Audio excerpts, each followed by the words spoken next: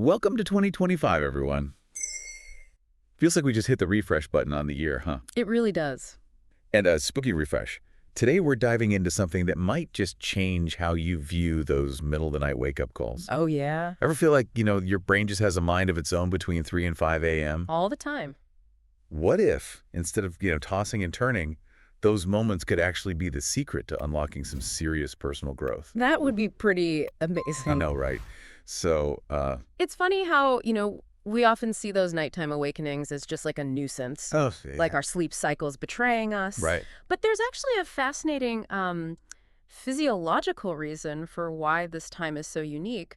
Our bodies are kind of naturally wired for a renewal cycle in those, wee hours. Okay, so there's actually a rhyme and reason to why I'm suddenly wide awake thinking about that project deadline at 4 in the morning. Yeah. Tell me more. Exactly. Between 3 and 5 a.m., our hormonal levels are shifting, our core body temperature is dipping, and it's thought that, our brainwave activity actually changes, enters a state that's more receptive to suggestion. Interesting. Some even call it a hypnopompic state, a very fancy term for that hazy space between sleep and wakefulness. So instead of fighting it, we can actually use this heightened receptivity to our advantage. Yeah. That's a pretty cool way to reframe those, often dreaded early morning hours. I think so. What do you think? Have you ever had a light bulb moment during one of those pre-dawn awakenings? Let us know in the comments below. Yeah, I would love to hear that. We'd love to hear your stories. Yeah, it's our subconscious mind is finally getting its chance to speak up while the rest of the world is quiet. And one of the most powerful ways to really harness this energy is through visualization. Oh, okay. Not just daydreaming, but really picturing your goals as if they've already happened. Hold on. You're saying that if I'm lying there at 3 a.m., instead of stressing about my to-do list, I should be imagining myself already at the finish line of whatever goal I'm working towards. Precisely. And the more vivid you can make that mental picture, the more powerful the impact. Engage all your senses. What do you see? What do you hear? What do you feel? Oh, wow. Even smell, in that moment of achievement. Wow. Yeah, your brain starts to accept this future you as a reality. I've heard about this in sports psychology, athletes visualizing themselves nailing that perfect shot or crossing the finish line first. But you're saying we can apply this to any area of our life. Absolutely. Think about it. We're constantly bombarded with information throughout the day. Yeah. But during those quiet morning hours, our minds are less cluttered, more open to suggestion. Makes sense. It's like planting a seed in fertile ground. Oh, I like that. So I could use this technique to visualize anything from landing that dream job to finally finishing that novel I've been working on. This is really starting to get interesting. I have to admit, I'm starting to see those middle-of-the-night awakenings in a whole new light. That's the spirit. And to make this mental picture even more potent, we can layer in the power of affirmations. Okay, affirmations. Those positive statements we repeat to ourselves. Yeah. Like, I am capable and deserving. How do those fit into this, 3 a.m. visualization practice? Think of affirmations as the verbal reinforcement to your, mental movie. By pairing a specific affirmation with your visualization, you're essentially sending a double message to your subconscious. Right. Solidifying that vision. And remember, repetition is key here.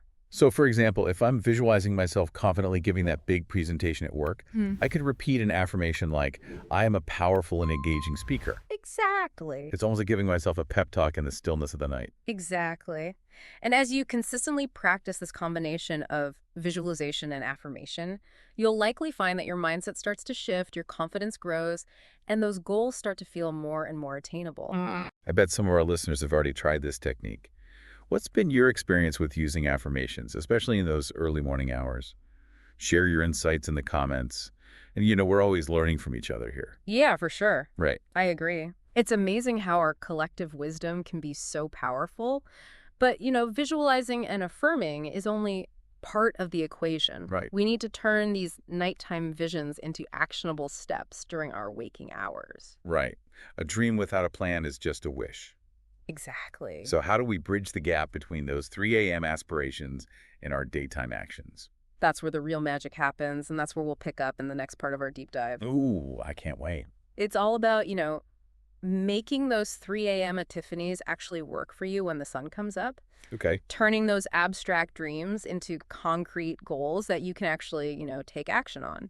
So we're not just hitting the snooze button and hoping those, like, inspiring thoughts just magically manifest in our lives. I wait. But you're right. It takes, a bit more effort than that. The first step is, getting specific. Okay. It's not enough to just say, I want to be healthier or I want a more fulfilling career. We need to really define what those aspirations actually look like in, real life. I see what you mean. So instead of healthier, maybe it's, I want to be able to run a 5K without stopping, or I want to cook more meals at home. Yes. And instead of fulfilling career, perhaps it's, I want to start my own business, or I want to lead a team at work. Exactly. The more specific you are, the more tangible your goal becomes. And the easier it is for your brain to, map out a path to get there. It's like setting a destination in your GPS. You need a clear address, not just a vague idea of where you want to go. That's a great analogy. Yeah. I'm already starting to feel more motivated just by thinking about my goals in a more concrete way. Yeah. But big goals, even when they're specific, can still feel like overwhelming. Right. Where do we even begin? Yeah, that's where the power of, breaking things down comes in. We tackle those big, audacious goals by dividing them into smaller, more manageable steps. Think of it like climbing a mountain. Okay. You don't teleport to the summit. Right. You take it like one step at a time, focusing on reaching the next, base camp. So if my big goal is to write a novel, I wouldn't just sit down and expect to churn out a bestseller in one go. No. I'd start with, like, outlining the plot, then writing a chapter a week, maybe join a writer's group for feedback, and so on. Each step feels much less daunting than the massive goal of writing a novel. Exactly. And as you check those smaller milestones off your list, you build momentum. And that sense of accomplishment keeps you motivated to, keep going. This is making so much sense. It's like that saying, the journey of 1,000 miles begins with a single step. But let's be honest, even with a clear plan, life throws curveballs. Yeah. How do we stay on track when, distractions pop up? Yeah. Or we hit those inevitable roadblocks? Yeah, that's where those, visual reminders and positive self-talk that we talked about earlier really come into play. Surrounding yourself with visual cues that represent your goals keeps them, front and center in your mind. So we're talking vision boards, motivational quotes on our desks, maybe even a screensaver that reminds us of our dream vacation destination. Exactly. Anything that serves as a visual anchor to pull you back to your intention when you're feeling lost or discouraged. And those affirmations, Right. don't underestimate their power. Repeating those positive statements, especially when doubt creeps in, can really help rewire your thinking and boost your, self-belief. It's like we're giving ourselves a pep talk, reminding ourselves that we are capable, we are deserving of achieving our goals. For sure. What are some of your favorite affirmations that you use? Or better yet, what are some affirmations that have worked for you, our listeners? Drop them in the comments below. Yeah. Let's create a whole library of positivity. I love that idea. And remember, it's not about forcing yourself to feel positive all the time. Right. It's about acknowledging those, negative thoughts and consciously choosing to replace them with more, empowering ones. This is so insightful. It's like we're taking control of our mental narrative, shifting from I can't do this to I am capable, I am worthy, I am on my way. Exactly. And that shift in mindset can make all the difference. But even with the best intentions, even with a clear plan and a positive attitude, there will be times when we stumble. Sure. When we fall short. Yeah. When we, question if we're even on the right path. That's real life, isn't it? So how do we deal with those moments of self-doubt? Those times when we feel like giving up? Yeah. That's where the importance of, patience and persistence and maybe even a little self-compassion comes in. We're all human, and setbacks are a natural part of any growth journey. Right. It's not about being perfect. Oh, good. It's about having the resilience to get back up, learn from our mistakes, and keep, moving forward. So if we slip up, if we miss a deadline, if we don't see the results that we were hoping for, we shouldn't beat ourselves up about it. Exactly. It's about recognizing that setbacks are inevitable. And instead of viewing them as failures, we can choose to see them as, opportunities for learning and growth. Ask yourself, what can I learn from this? How can I adjust my approach? What's one small step I can take to get back on track? This is so reassuring. It's about progress, not perfection. Yeah. And remembering that even small steps forward over time can lead to significant results. Precisely. And it's important to acknowledge and celebrate those small wins along the way. Each step forward, no matter how small, is a victory worth celebrating. Right. It helps us stay motivated, build momentum, and reinforce the belief that we are capable of achieving our goals. This has been so eye-opening. I'm already feeling more equipped to navigate those 3 a.m. wake-up calls and turn them into catalysts for, positive change. Before we move on to the final part of our deep dive, I'd love to hear from you. Have you ever experienced a time when a setback actually led to a breakthrough? That's a good question. Or a moment when celebrating a small win helped you stay motivated on a larger goal? Share your story in the comments. Your experience might just inspire someone else on their journey. I can't wait to hear what our listeners have to share. We can all learn so much from each other's stories of, resilience and triumph. So we've talked about, using those 3 a.m. wake-up calls for visualization, setting goals, creating action plans.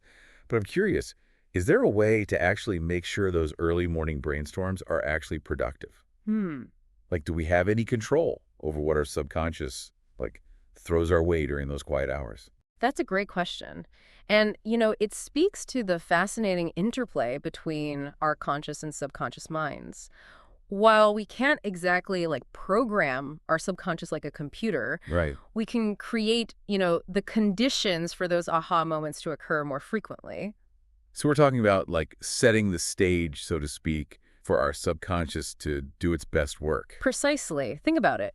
We're more likely to have those creative breakthroughs when we're relaxed, when we're, engaged in activities that allow our minds to wander freely, like taking a walk in nature, listening to music, or even just daydreaming. That makes sense. It's like those times when you're stuck on a problem, then you step away from it for a while, Yeah. and suddenly the solution just pops into your head while you're doing something completely unrelated. Exactly. It's as if our subconscious has been working on the problem in the background, and then when we least expect it, the answer surfaces.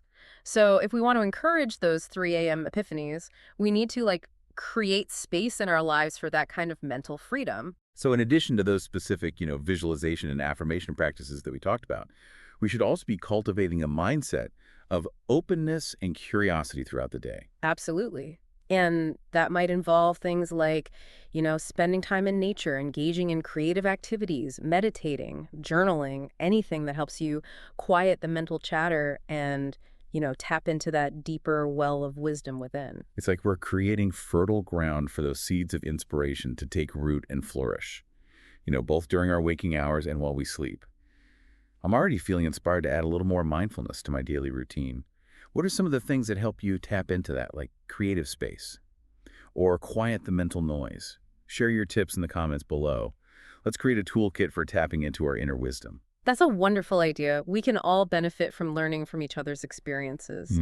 Because ultimately, this journey of, self-discovery and growth is not about achieving some arbitrary level of perfection. It's about embracing the process with all its ups and downs and discovering the joy of becoming the best versions of ourselves. Beautifully said. It's about the journey, not just the destination.